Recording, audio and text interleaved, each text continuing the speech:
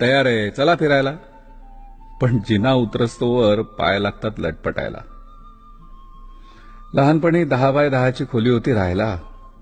दमून भागून आलो की क्षणात लागायचो घोरायला. म्हातारपणी 4 खोल्यांचा मोठा ब्लॉक घेतला, पण एक एक खोली आता वासून येते खायला. खूप शिकून मुलगा अमेरिकेला गेला, फार फार आनंद झाला. पण आता भीती वाटते मनाला. मृत्यूसमयी येईल का तो पाणी द्यायला, का ईमेलवरच शोकसंदेश पाठवेल तो आईला.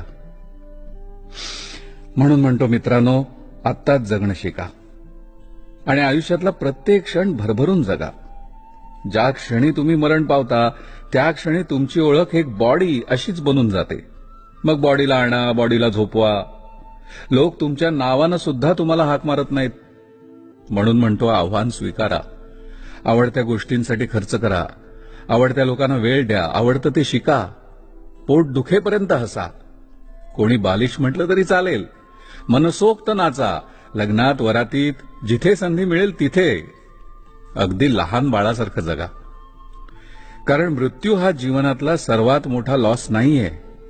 लॉस तर तो जेव्हा तुम्ही जिवंत असूनही तुमच्यातला जिवंतपणा मेलेला असतो. बघा, पटतंय ना? मग शेअर करा नक्की.